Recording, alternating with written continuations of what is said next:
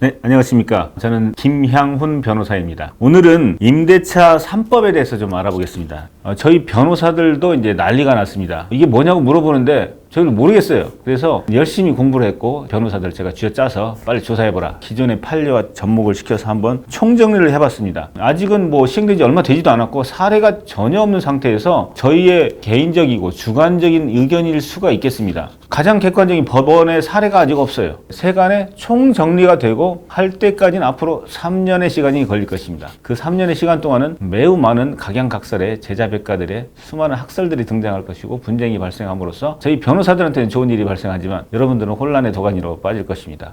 결론부터 말씀드리면 적용이 안 됩니다. 그러니까 A라는 임차인을 두고 그분에게 최대한대로 부여할 수 있는 기간이 4년이란 말입니다. 4년이 끝나고 나면 나가주세요 하고 새로운 임차인 B를 받아들일 때는 5%가 적용이 안 되고 전혀 그때의 시세에 따라서 전혀 새로운 월세와 보증금을 적용할 수가 있겠습니다. 세입자 입장에서는 2년을 살 수가 있고 일단 그 다음에 추가로 2년을 살 수 있는 권리가 이번에 규정됐지 않습니까? 임대인의 입장에서는 어쩔 수 없이 4년 묶이겠구나. 하지만 금액은 올려줘 라는 게 이제 있습니다. 차임 등의 증감 청구권이라고 되어 있어요. 최대 5%까지 증액시킬 수 있는 권리가 부여되어 있습니다. 그럼 그 5%를 임차인이 싫다고 하면 못 올리는 것인가를 보면 실조에 보면은 당사자는 사정 변경이 있으면 5%까지 증감을 청구할 수 있다고 되어 있습니다. 그럼 청구할 수 있다. 그럼 상대방이 나 싫어 하면 어떻게 되는 것인가? 이걸 해석은 형성권으로 보통 해석하기 때문에 청구하면 바로 올라가는데 몇 퍼센트 올라가는지는 결국은 법원으로 가야 됩니다. 임차인이 거절하면 서로 투닥투닥 하겠죠. 얼마 정도 올리는 것이 적절한지는 법원에서 감정인을 통해서 감정한 다음에 3%다 4%다 결정이 되겠죠.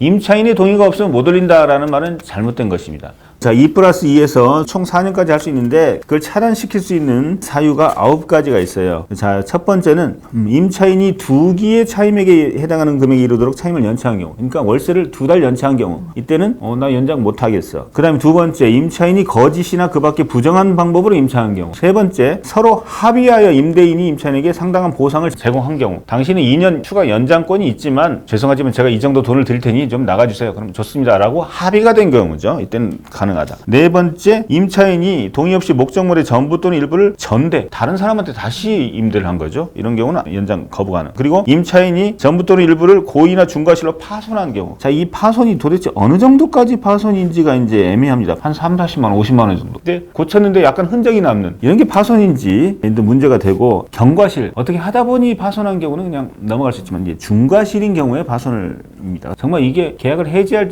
연장 거부할 정도의 파손인지 이 판단은 결국 법원이 할 수밖에 없어요. 예를 들어 임차인의 중과실로 화기 방치 등으로 화재가 나서 불탔다라든지 이런 경우가 되겠습니다. 그다음 여섯 번째, 목적물의 전부 일부가 멸실돼서 임대차 목적을 달성하지 못할 경우. 멸실도 이번에 비가 와서 뭐가 완전히 멸실됐다 이런 경우. 그 다음에 이제 철거나 재건축하기 위해서 필요한 경우. 철거 재건축 정도가 아니라 리모델링 수준으로 우리 화장실을 좀 개조하겠다 이 정도 수준으로 해지할 수 있는, 이게 좀 애매해요. 대대적으로 리모델링 하는 경우는 한두 달 못 쓰지 않습니까? 그러면은 또 임차인이 그럼 한두 달 좀 비었다가 올게 이런 경우 어떻게 할 것인지 애매합니다. 애매한 거를 정해주는 사람들이 이제 판사님들이 애매한 거를 정해주는데 결국은 법원에 가야 됩니다. 그 다음 8호가 임대인이 직접 거주하려고 하는 경우. 이때는 이제 임대인 본인뿐만 아니라 직계존속, 비속, 그럼 싸움이 나겠죠. 그럼 이제 명도성이 벌어지고, 이제 임대인이 직접 살고 있는데 나중에 보니까 안 살더라. 이런 경우 이제 손해배상 청구할 수 있다고 했고요. 근데 이런 경우는 있을 수 있죠. 임대인이 직접 살았어요.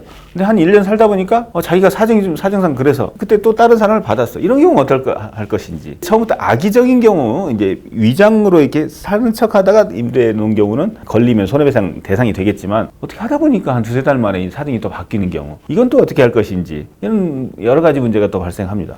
그 다음에 9번, 임대차를 계속하기 어려운 중대한 사유가 있는 경우. 여기서 이제 좀 재미있는 게, 첫 번째, 2달 이상 차임을 연체하면 내보낼 수가 있어요. 그러면 임차인은 차임을 연체하지 않도록 매우 주의를 기울여야 되겠죠. 그래야지 안 쫓겨납니다. 자, 임대인인 분들은 이런 걸 한번 생각해 보세요. 임차인이 월세를 매달 통장에 넣는데 어떤 분들은 이제 15일이 입금일인데 18일 넣었다가 19일 넣었다가 그러다가 임대인이 아무 말도 안 하면 20일 날 넣었다가 한 달 미루었다가 이렇게 하다 보면 어느 순간 한 달 밀릴 수가 생깁니다. 계속 밀려서 들어오는 거죠. 임대인 분들은요, 이런 때 그냥 냅두세요. 임대인은 알고 있어요. 알고 가만히 있어도 괜찮습니다. 이제 그러다가 어느 순간 15일 날 입금해야 되는데 16일 날 입금하는 수가 있어요. 이 사람이 버릇 들어가지고 하루씩 늦으시거든요.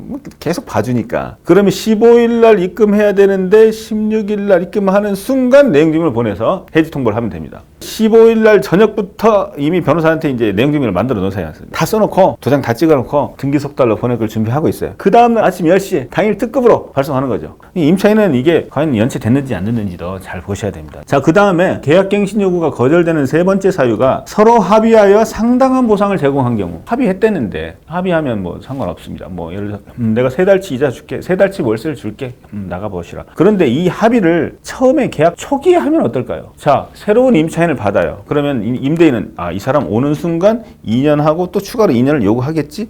근데 내가 이 집을 2년 뒤에 또 딴 사람한테 이런 생각이 있어. 이 2년으로 끝내고 싶어. 그러니까 올 때 처음에 계약을 할 때 죄송하지만 2년 끝나고 그 추가 2년 하지 않기로 합시다. 그 대신 내가 월세 2달치를 내가 감해드릴게. 이렇게 처음부터 작정하고 합의를 한 경우는 어떤가? 여기에서 합의는요, 2년이 끝난 뒤에 합의인 것처럼 법조문에 써 있어요. 하지만 꼭 거기에 한한다는 조항은 또 없어요. 명시적으로 갱신 요구를 한 것이 아니라 그냥 아무 말 없이 지내다가 그냥 계속 살고 있는 거. 이걸 묵시의 갱신이라고 하는데 이건 묵시의 갱신이기 때문에 갱신의 요구가 아니에요. 그래서 그건 그대로 넘어가고 4년이 된 상태에서 그 다음에 명시적 갱신 요구를 할 수 있다라고 대부분 그렇게 해석을 하고요. 법조문에도 그렇게 써 있습니다. 묵시의 갱신은요, 주택임대차보호법 6조의 계약의 갱신이라고 해서 아무 말 없이 이게 통과하는 경우가 있고, 그 다음에 이번에 새로 생긴 6조의 3 계약갱신 요구는 명시적인 요구예요. 그래서 2년 살고 묵시의 갱신이 돼서 4년 산 다음에 이번에는 명시적인 갱신 요구를 할 수가 있다. 그래서 묵시의 갱신과 명시의 갱신 요구는 다르다, 이렇게 볼 수 있겠습니다.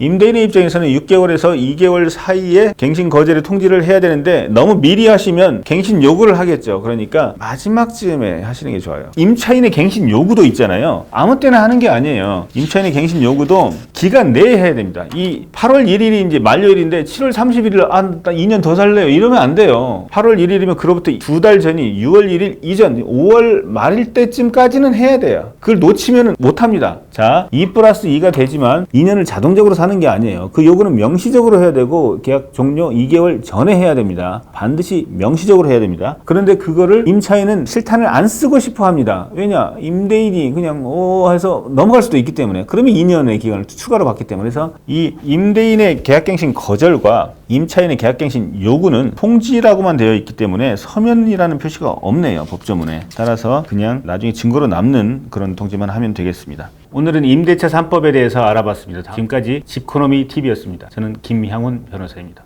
감사합니다.